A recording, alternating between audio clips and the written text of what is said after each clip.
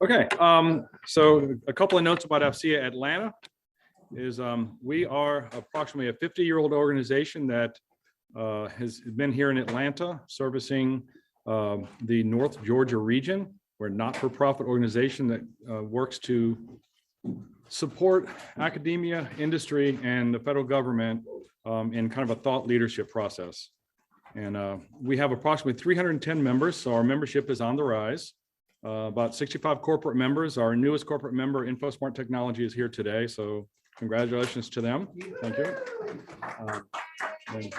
And about a quarter of our members are actually life members, meaning they will always be a member. And that's a very significant portion of our active members. And then we recently started a student chapter up at the University of North Georgia. And they're getting active and creating their own activities up at North Georgia. And we're very happy to be a part of that. AFCEA International is our parent organization. They have more than 30,000 members, 140 chapters, and over 1,500 corporate members.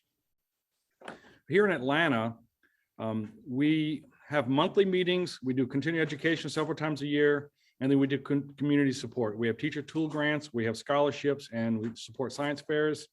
And we also do some federal agency support. The big thing that's coming up is there's a USO block leave grant that's coming up in December. So if you've done that before, you know it's all hands on deck. We support thousands of troops that are coming home over a 24-hour period before Christmas. We generally hand them out goodie bags and make food for them at the USO stop because USO is really overwhelmed at that point in time. So look for that to sign up. We welcome it. We also do some other networking events, resource fairs. Earlier this year, we had a Homeland Security Summit, a one-day event. We are looking at doing a multiple day event in November of next year on the same thing, Homeland Security, and that's going to be a partnership with AFCEA International. We also have small business industry days. Starting off today, we're having a small business roundtable. And Marilyn?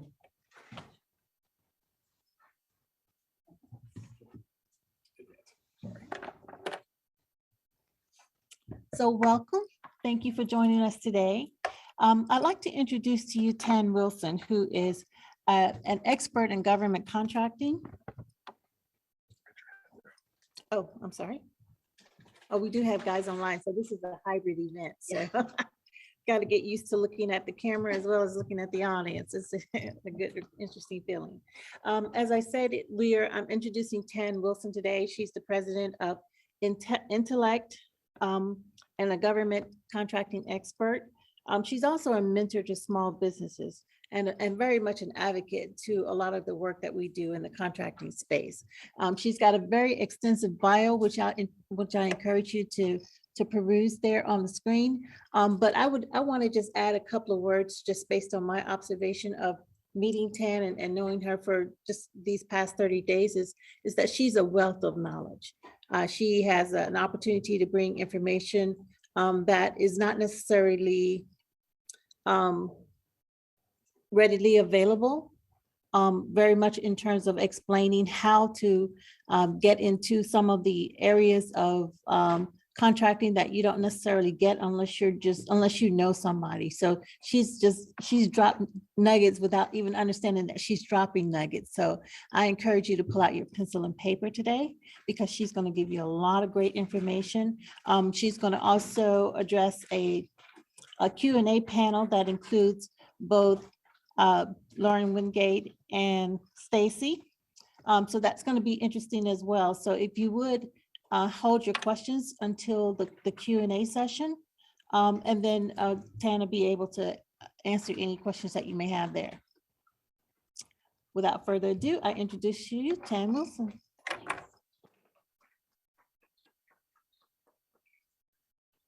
So, all right. Couple of things. So what I do over at AFCEA is I'm the retiring member of the Small Business Committee. I served for the last year over at AFCEA International headquarters. And during that time, I've had a chance to work with headquarters quite a bit. This year, I'm the new incoming board member on the executive committee. And so Tina Jordan, who is our Vice President of Membership, did want me to kind of convey a few comments and updates from her. First of all, from headquarters, we want to thank all of our corporate members and professional members for your membership here, especially our lifetime members. Without you, obviously, we wouldn't exist. And we are actually here to provide programming that is going to be benefiting our members. So that was one of the things that we did extensively during my tenure on the Small Business Committee is we pulse and survey our members every year. We have incoming committee members that come in September. They start their new committee positions in October. So we do an incoming survey of all of our members, and then we do an outgoing survey. And I'm going to share actually some of the survey results of other small businesses just like yourself within our own community as to some of the feedback that our members experienced during the last year and a half, 18 months of this pure craziness that we've all kind of had to adjust to. The other thing too is obviously one of your members, the Lieutenant Colonel Dan Sina. I know that he's not here today, but shout out to him for being the AFCEA of the month. There is a brief summary and detail of that, I believe, in the August version of your Signal magazine. So if you haven't had a chance to thumb through there, please go through and look at that. The September Signal is the 75th anniversary. We just celebrated our, I think it's the diamond anniversary, right? That there are a lot of things in the Signal magazines. I will be the first one to admit, I don't always have time to go through the Signal magazines. And so they sit there, and then I just go through all of them at one time, right? And you're like, oh my God, I didn't realize this happened, right? Like, but I highly encourage you to go through the 75th anniversary version. And I kind of, if you're, want the cliff notes of which pages to skip to, go to 10.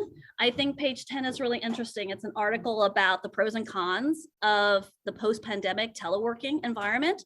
I think that really applies to almost all of us here.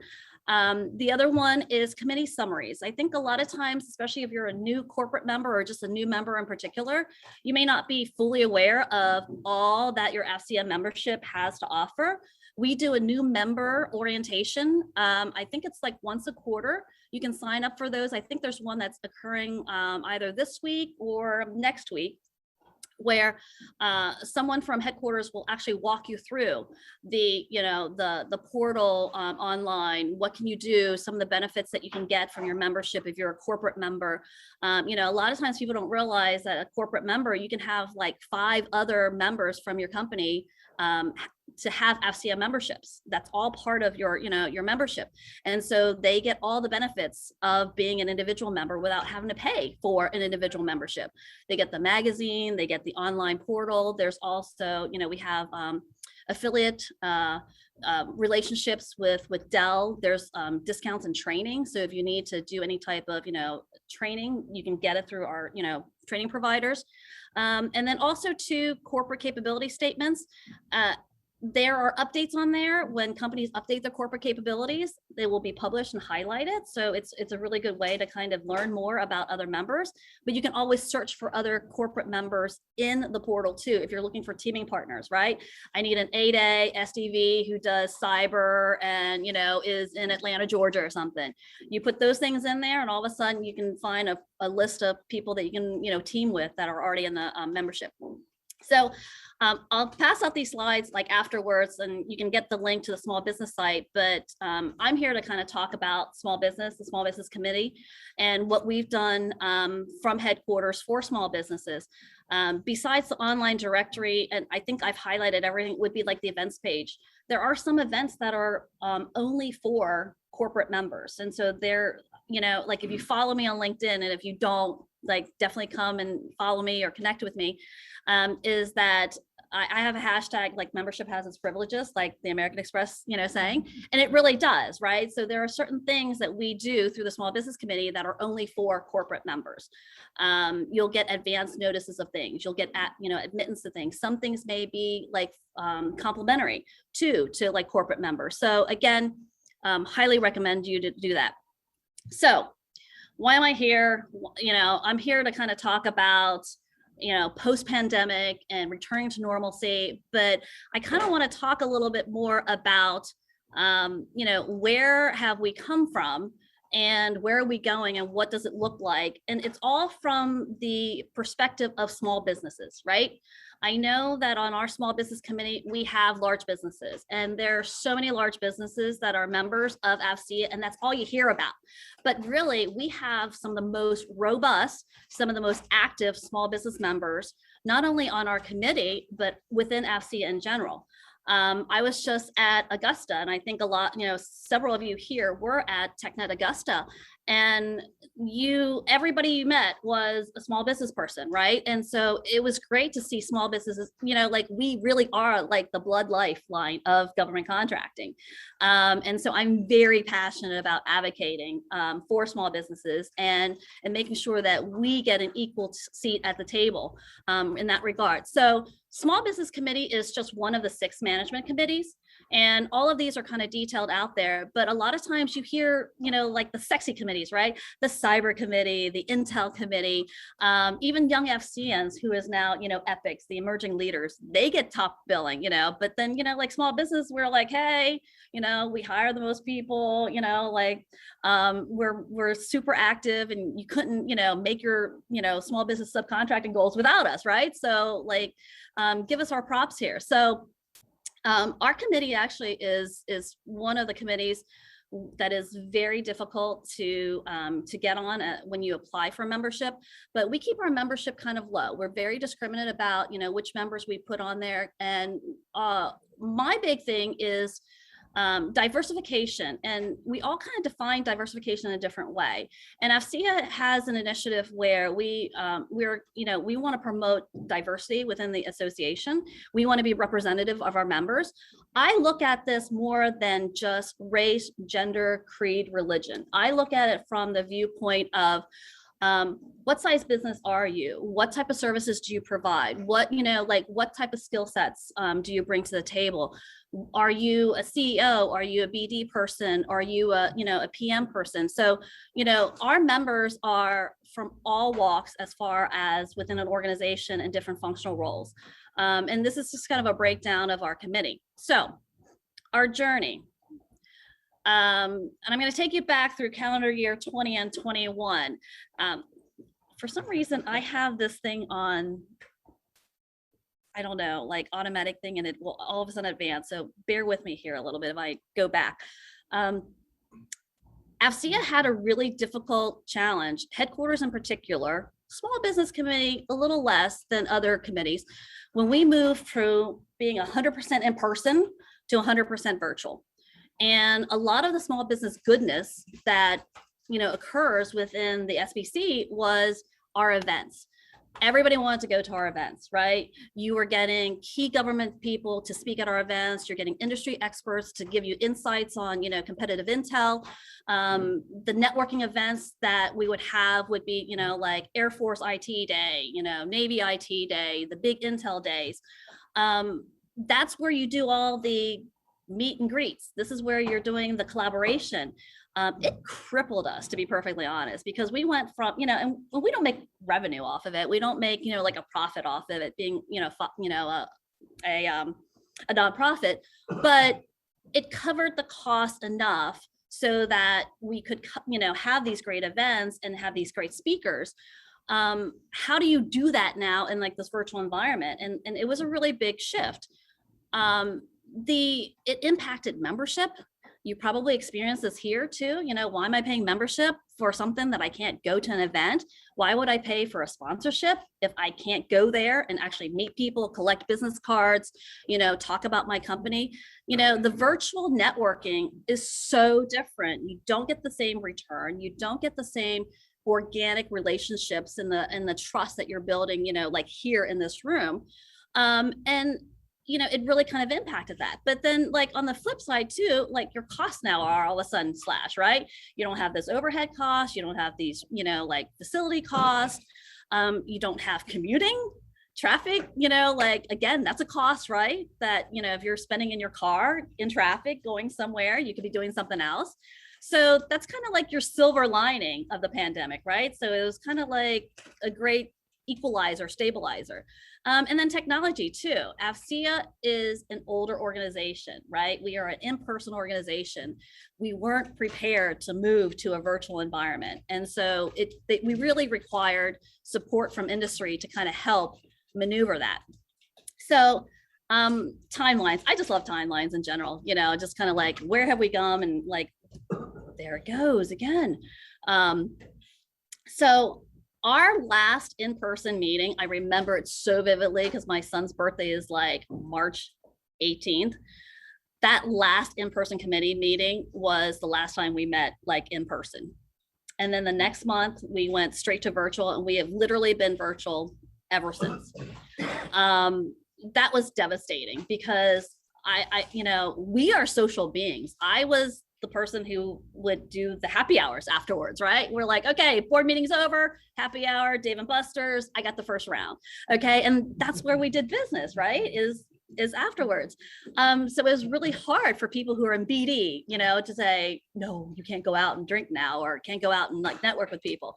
It was really, really difficult, but believe it or not, like still, when we did our end of year, surveys, they were still satisfied, like with the overall, programming and support and the quality of the programs that we provided, which was like, okay, this is interesting because we kind of moved to like, all virtual now. We're doing something right now. How do we, do more of that? Like, what was it that you really liked? And most of our members, at least half of them, were still, comfortable with meeting in person. So what we did was we moved to, instead of larger groups of meeting, we moved to smaller groups, which is really reflective in the fact that the following year then we went to more committees.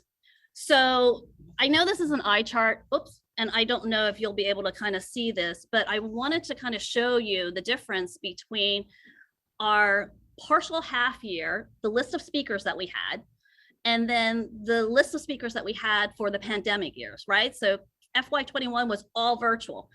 It barely changed. So we were still able to bring in other people. And believe it or not, we were able to bring more government people to speak for us because they didn't have to travel then.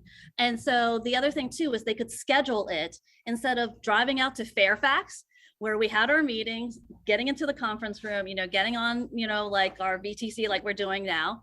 Now all of a sudden they're like, yeah, I can squeeze you in for, like 45, 50 minutes here or an hour here. So really what we found was that the government in general was more transparent with us. They were more readily available, and they were dying and really like, I wouldn't say they were begging. That's like, really kind of extreme. And I'm prone to exaggerating a little bit. So I'm in BD. Okay. I exaggerate all day long, but they were really like, oh yeah, we'll speak. Sure. Absolutely. And it was because we were able to say, this is AFCEA, small business. It carried a certain, weight. It had some gravitas, and they knew that it was going to be widely publicized. We were, bringing other members into it. So they were going to have like a really captive audience where they were going to be able to share intimately with us information. And these speakers are speakers that we have all the time. And so we have a programming committee at the Small Business Committee where every month we have programming. We bring in either an industry person, a government person, sometime a program person. Katie Arrington has spoken to us several times, very off the record about things, very, hey, keeping it real type of conversations. We're opening up those meetings to your small business liaisons at the chapter level this year. And so like, you'll be able to then bring in other members and be able to bring back to your chapters some of the things that we do at the headquarters level that maybe wasn't transparent before. Some of the committees. So before the pandemic, we actually were heading towards something that was more virtual. We have members from Hawaii, from Colorado, who are on our committee, and they felt very disconnected from us because we were here in Fairfax County, right? Like everyone's on the committee is in Fairfax County. Well, no, not everything revolves around us in Northern Virginia or DC, even though we would like to think so. And so we started moving towards more of a hybrid, virtual, presence before the pandemic. And one of the subcommittees that we set up during my second year, I was co-chair that year, was webinars. Webinars were hot that year. Oh my God, we couldn't stop doing them. And so, you know, we were able to continue to provide programming. We would record them. Again, another value added in a sea of webinars. Well, let's just say under the pandemic, webinars didn't do so well because what happened during the pandemic? Everything went to webinars, right? And so it's like, okay, well, you're nothing special now. You are just one more webinar and a slew of others.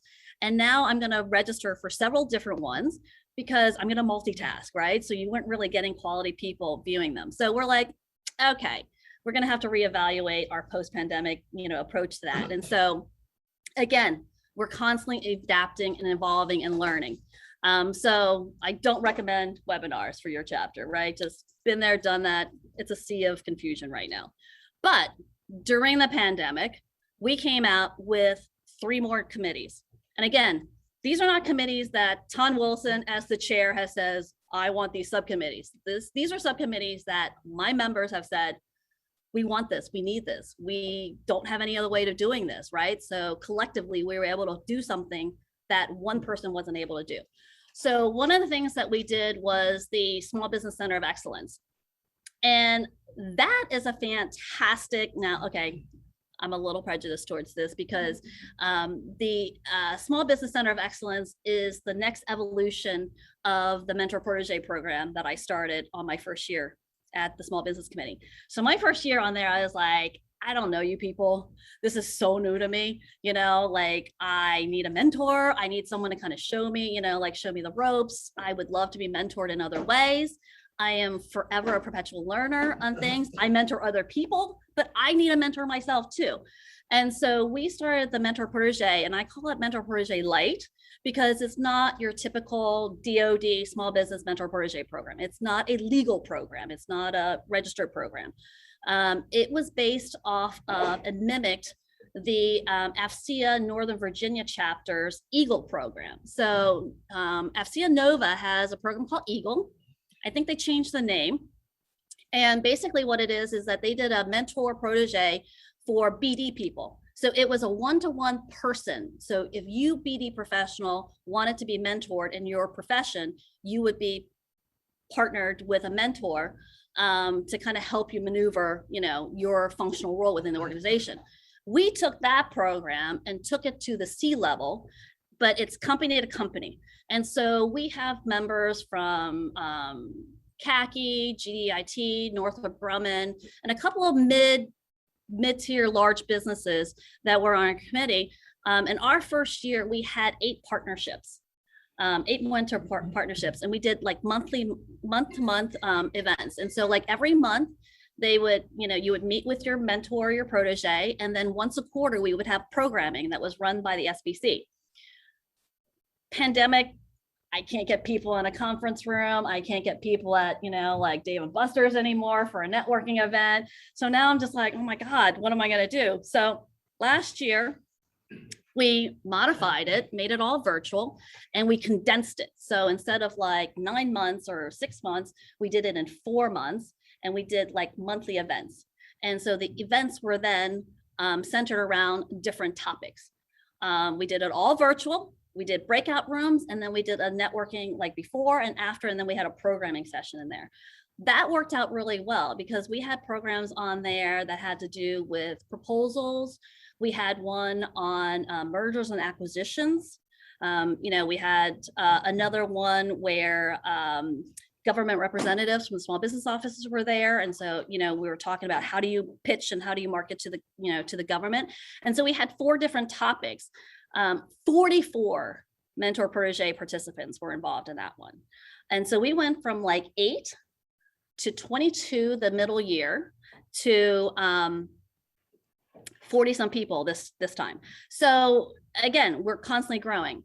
The new thing that we came up with too, that was a continuation from FY 20 to 21 was Innovation Connection. And so is everyone here familiar with Shark Tank? Right? You go, you pitch. Yeah. Well, footnote, AFCEA cannot use the term Shark Tank because we got a cease and desist, and it's a trademark name and phrase. So we had to rename it. And so now it's called Innovation Connection, right?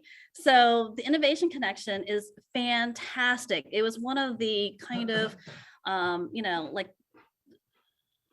the most unspoken subcommittee, but it was the one that got so much momentum in that we brought together venture capitalists, government representatives, government program people, academia, and these were all judges. And so for a couple hours in the afternoon, you would have 3 companies and they would pitch their innovation or their solution to this panel. And then they would ask questions and whatnot. And at the end, we gave a winner and just marketed the heck out of it. And I do have to say that there are several people under the first year and this last year that have gotten government contracts or investments based on this program. And so again, something that you guys might want to think about. It's very low lift. It's all virtual. You can pull into people. It's just, it's something that I think small businesses, especially if you've got an innovative solution, an innovative product, whatever it might be, great way for you to be able to get it out there. So, there was a fee that you had to pay if you wanted to pitch, and then we broadcasted it and also recorded it. So you can go on right now to the small business website and look at the innovation pitches as an example and see who won for all those. The third new committee was the BD Roundtable, and that's what we're going to do after this luncheon. And the BD Roundtable was something that was it took off in ways that were like, no one's going to want to do BD on like online or virtually, but we kind of kept it simple. So we really wanted to make it a very low lift. Basically, you come to the event with one opportunity, whether it's a question about an opportunity or something that you wanted to present to the organization or ask for a teaming partner. We did not make you sign NDAs. We did not make it, like, oh my God, like lock and key and stuff. It was like, if you were to walk into a networking event and I said, hi, I'm so-and-so, by the way, have you heard about the, GSA Polaris? Yeah, no, tell me more about it. It was just a way for us to come to an event, talk about an opportunity, maybe talk about a problem. I'm having the hardest time finding someone to team with on this Air Force bid. Like I just can't find it, and it was just a way for you to be able to share opportunities, to talk about things, and to just network. And so it has ever evolved, and we're still evolving the format, the time of all of it, and everything like that. But again, it was one of those things that was just very random, that people felt like they needed to have a group of like-minded individuals to be able to speak with or to share war stories with, or to share, like, I need help type of thing. So the feedback, right? So some of these were the first year that we've ever had it. The feedback that we had was really, really good. BD Roundtable, super promising. Everyone, it's like, that you've got a good thing when everybody wants to give you their 2 cents about it, right? Like, you need to do this, we need to do that, maybe we should do this, maybe we should record it. It's like, oh my God, people, it's our first year, we're just trying to keep it simple, but okay, these are great things. You can join that subcommittee next year and maybe lead it, right? So she who has the greatest ideas gets to lead it. So everyone's knocking on the doors to join that subcommittee now. The networking, the one committee that I didn't highlight was a networking committee. And that was because it was something where right before our committee meetings, for half an hour, we would just jump on, anybody who wanted to jump on. And sometimes we had topics, right? We would have the topic of the day, or we'd have breakout rooms and, do different things. It was just a way for us to kind of come, talk, catch up on our day and stuff like that. Now that we're moving into hybrid, we'll probably, not do the networking committee, but it was just a fun way for us to kind of stay connected. And they had games and prizes and, different things like that for that event. But right now, we are actually moving in Northern Virginia more back into in-person. So actually right before this, the executive committee had their second in-person executive committee meeting at AFCEA International. So we're doing it hybrid, which is great. More subcommittee feedback. The one thing that we found as far as, what our members really wanted was keeping things small and trying to limit participation to like 2 or 3 times a month. Because it was all virtual, we had so much going on in a month, right? We had our board meeting, we had, like this networking meeting, we had this and we had that. Then we had this other committee was doing an event, and at the last Thursday of each month.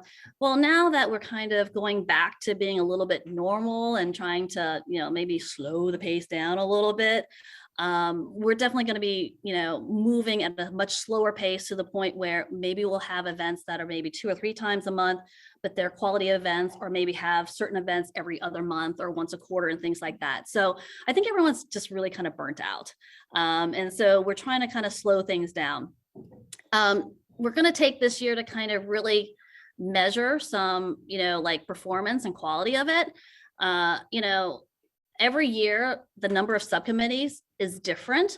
We went from like 4 or 5 subcommittees to 10. And that was because the pandemic made us go to 10. And so we were working in smaller environments. Now we're probably going to tailor it back to like 5 or 6. And so it's kind of ever, ever evolving. But everyone is indicating that we would rather have opportunities that are longer, shorter frequency, but still in smaller groups, so that you can still kind of feel connected with everyone. New committees, believe it or not, even though I have a lot of committees, there is no lack of like, better ideas. They're like, oh yeah, we need another committee. Okay, so I'm like, if I get rid of one committee, maybe I'll add another committee. So some of the things that we're moving towards are more technical now. So CMMC was a subcommittee that someone recommended that we do. I think that's going to be highly relevant. It's going to be really critical with the implementation of that and the movement forward of it. You're going to see it in Polaris. You already saw it in SP4 that was just submitted. So like, again, we're trying to bring in relevant subcommittees. So we'll have a subcommittee most likely on that. The other thing too is at the SBC, we wanted to feel more connected with chapters. So Heather LaCroix, who's the new president now, she was my co-chair, she's the chair now. She and I wanted to feel more connected with other chapters. We realized, because she's out in Denver now, we've lived other places, the world does not revolve around the DMV. It's like trying to tell headquarters there is more to life than Alamo, than like all the other bigger chapters that get like all this great press, and they've got these big tech nets and these big events, is that there are other chapters out there. And so we need to find ways to not only engage them but support them in other ways. And so the liaison program is definitely something that we're going to be putting more on. It's part of our charter. Every chapter and every other committee is allowed to request or submit a small business liaison for our committee, so that you can participate, report back, like information. And so we're going to really mass, broadcast that to other chapters, because a lot of chapters don't know that. Nova knows it. Nova has a representative and, like in other chapters, but other people don't. And TechNet too, like TechNet is strategically placed in various geographical locations for a reason. Okay, it's based on the what base we're supporting, what technology. TechNet Augusta was just about a month ago. That supported, what is it, Gordon, right? Then we are going to be having TechNet Cyber up in Baltimore at the end of October.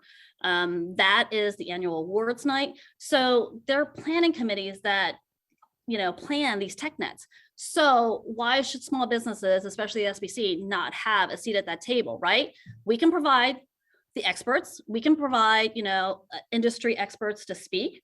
It's great. They always want to have you sponsor events, but we want a seat at the table. We want to be able to present our ideas. We want to be able to we want other people to hear our ideas and to be able to contribute to the dialogue.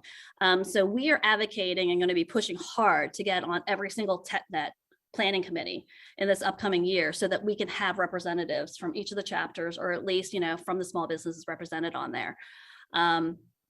So that is something that we're moving forward. I think the next couple slides are just the comfort level. For the most part, our committee is very comfortable with going back in person. As far as collaboration portals, Teams wins it, but I don't think that it really, I don't think it hedged out anything in particular. Some people really don't care. And so that is something that we're really kind of challenged with is, people's familiarity with some of these, platforms. Other feedback before I get to like my lessons learned and best practices and stuff. Oh my God, I need to really turn this off. I can't, I don't know how to do it. This is our end of year feedback that we got. So I'll just kind of let you read through it, but I'll give some highlights there. Is that I think the only way that we were able to really traverse this is to have very clear, I'm a missions person, right? Very clear mission and direction and leadership of what you want to do and accomplish. The pandemic chewed up people who are not able to make those decisions, who are not able to show a vision. And so people just kind of floundered. I had a very clear vision of what I wanted to do. I had a very clear vision of how I wanted my organization to look and operate. And I'll tell you what, I've never worked so hard in my entire life, running my own business, doing my own BD and running the SBC, and then running interference for my subcommittee members with AFCEA International Headquarters. We're recording this, so please don't share. Retract that. AFCEA International has been fantastic to work with. No, in all seriousness though, but it's like with any organization, right? It's like when you've got to work with headquarters, they work at a different pace. It's like when you have an organization, that's run by executives and CEOs, we don't ask for permission to do things. We just do them, right? It's like, if there's a void, I'm filling it. If there's a decision to be made, I'm making it. Next thing you know, you're like, well, you can't do that. I'm like, oh, okay. So I'll just beg for forgiveness now and I'll ask for permission later. And so that's kind of a lot of what we did. And so I just say, Paul, charge forward, man. Just, do whatever you need to do. And so, but the silver lining, again, I always try to find a silver lining in all of this because my whole thing during the pandemic was I was known as the person who did not want to talk about the pandemic. If you want to ask me stats or anything about, vaccines and stuff like that, I was like, I have no idea. Like, I don't know what numbers are. I don't know what the politics is on there. Like, I don't care because I'm just running my business. I'm running my business. I'm moving forward and I'm just advocating for small businesses. So if you want to talk about that, we can talk about that. Like, to me, the pandemic did not exist in my world. Was that the silver lining for me was that I was incredibly touched when one of our members from Hawaii said to me that she felt more engaged and she was more active during the pandemic than she ever has been on the committee. And that speaks volumes because, and it kind of made me sad for a while too, because I'm like, every member on a committee should feel like they're included, regardless of where you are geographically. And, in my business, I guess I didn't really tell you a little bit about what I do, but I'm the president of Entellect and we do BD capture and proposal support. And so I would have to say 90% of my work is all remote virtual work. I have a large number of clients I have never met in person. And pandemic did not affect me. It didn't impact me. It didn't change me. So we were kind of really prepared for that. But it works. You have to work really hard to keep not only your staff engaged, but your clients engaged, motivated. And, it goes back to communicating, right? Like, I made sure that we communicated all the time. We communicated frequently. We communicated, like in short bursts. And so, that dialogue was always back and forth. We collaborated on teams. And so I found something for my organization and my committee that worked. Not going to work for everyone. And I do a lot of coaching on the fact that, every organization culture-wise is different based on your staff, based on the type of business that you do, right? It's not going to work for everyone. And I truly do believe that the best collaboration, the best innovation happens when you're in a room with other people. You can feed off of that energy. You can feed off of that, back and forth. There's no lag. There's no turning cameras off. You can't check yourself out. It's like you're held accountable when you're in a room. And so, like, I'm kind of concerned that so many people are okay with us being like virtual like this. But at the same time, I'm torn because now I feel like other people feel more connected than they have been before. And we can do more things like this, and doing more teleconferences and webinars. And, like I'm on Zoom right now, that people can go back and play it and not feel like they missed anything. So all in all, though, it's like one of the things that has been great is it has been the pandemic has been the great stabilizer and equalizer for things, right?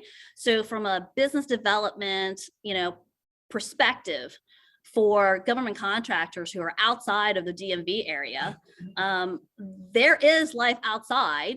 There is a possibility for you to win quality contracts, and there's a great opportunity for you to be engaged and to connect with government buyers and government, entities, despite the fact that you're outside of DMV, despite the fact that you're out there. And so, it doesn't matter now where you're based on, because they all had to go online. They all have to make themselves, more available. And I think the government actually has become more transparent, to be perfectly honest.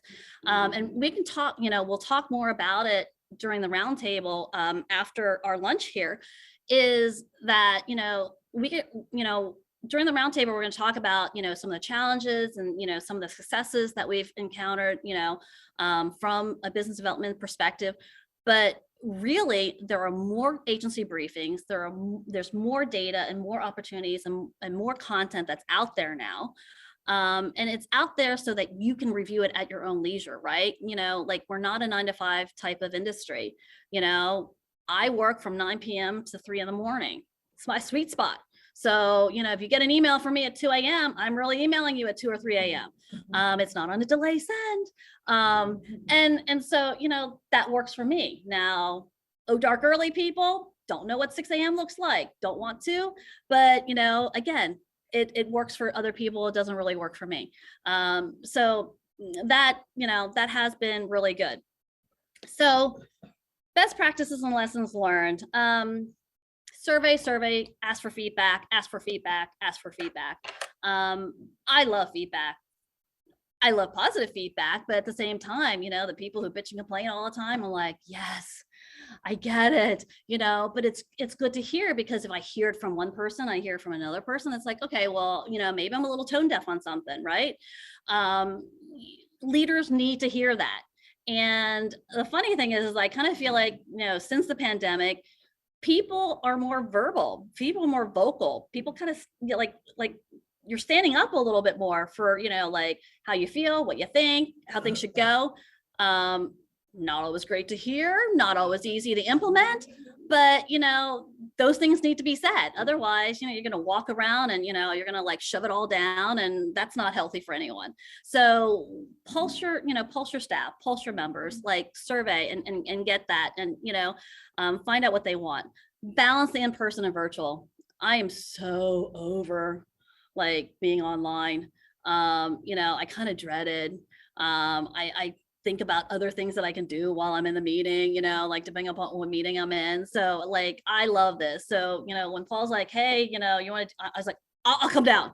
Like, you don't even like, you do not have to ask me twice. The fact that I get to see good friends, Roger and Stacy, and then like meet other people and just, get on a plane, get away from my kid for a little bit, sleep in a king size bed by myself.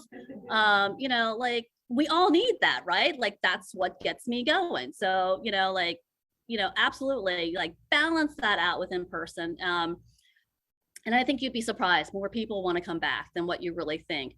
Contingency plans, plan B, plan C, plan D. That goes without saying. The lead time to things too, it's like, because there's so much, I do a lot of social media work for our clients. There's so much chatter and so much background noise about events and different things like that. You need to find a way to kind of not only distinguish yourself, but to get the word out early and often, right? You cannot market or cannot do PR on an opportunity or an event enough. And so make sure you lead and plan that time. Do it at intervals, you know what I mean? Do it strategically, put it on auto, whatever. But there's so much out there that, people are planning so far in advance and blocking schedules that if you want someone to come at your event, you got to really think about it. And there are times where we said, we're going to skip this month. I'm just putting on the brakes. We're going to put it on pause. And I appreciate the fact that you're moving heaven and earth to make sure this happens, but it's not going to be well attended. You're not going to get the outcomes that you want. And so let's just not do it. And so, you as leaders need to be able to see that, have the foresight for it, and have the courage to say no, which is really hard sometimes. And then, just a variety of events. I put the last bullet on here because I thought it was really interesting. Okay. The one thing I really did like was, I don't like the virtual happy hours. I don't like getting on and I still think it's like drinking by yourself. Okay. But, which if you're not on camera, it didn't happen. So I don't do it on camera. But the one thing I did like that some of my, some vendors did, and I was invited to some of these, was these planned events where someone facilitates, you get all online on Zoom or whatever, and someone walks through, like what in particular, that cheese plate, right? They send you everything you need to make a charcuterie tray, and you pour a glass of wine, you get all the materials delivered to your house. Okay. You deliver them to whoever's going to participate, and you get on and someone facilitates and walks you through tips to make a charcuterie tray. I'm like, how fun is that? And you're eating, you're talking, you're doing things. And then there's another one, the boom events. I think it's like wine tasting and different things like that, and, walking you through things. So they're think about different things that, networking, you can do other things besides happy hour and drink, right? There are other things, but this requires obviously some planning and, there's cost, maybe have someone sponsor the event, and things like that. But there are other ways of doing things that, are kind of fun to make people connected. So I actually did wrap this up quite nicely. The last thing here is, I am one of the founding members of an organization called, oh, come on, work with me, of the GovCon Club. And the GovCon Club, was started by Guy Timberlake and a number of his colleagues, which I am happy to be one of them. He also was the person who got me my first client, believe it or not. I was one of those where I was a government contractor. I had one foot out. I started my own business. I had another foot in. And then all of a sudden, Guy Timberlake got behind me and pushed me out the door. I was like, here's your first client, go consult. That was 2005, 2008, and I haven't looked back since. So again, what's really great is now I get to impart wisdom and hear other goodness and greatness and inside information, inside baseball type of information from other people. And what we do is we have this network where we share that with you, which is great. And so as a gift to the chapter here, we are going to do a chapter exclusive event for you for simplified acquisition. He's going to give you a presentation that we would normally charge a fee for. If you're not familiar with simplified acquisition, Guy is your go-to guy on SAP. He will tell you what it is, how you can do it, what it's all about. Just to kind of give you an introduction to, what other programming that we provide at GovCon Club, because we have others on there for government experts. And then we also have a leadership where you can also receive programming and different things like that on executive coaching and leadership training and different things like that. So that is all I have. for today. I just wanted to kind of come and have a conversation and just kind of share with you some stories of what worked, what didn't work, give you some ideas for what you as a chapter can do, and small businesses in general that you can do and take back to your organization to maybe stay more connected. But follow me on LinkedIn. I will maneuver this post-pandemic come kicking and screaming, and I will push everyone out into an in-person event here sooner or later. So that's my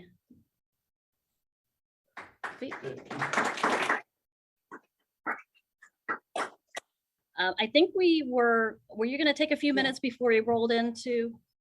Yeah, sure. Okay. Thank you. Let's give Ton another round of applause. Appreciate her sharing the information. So we're going to take a 15-minute break, and we're going to come back to our first inaugural business roundtable discussion.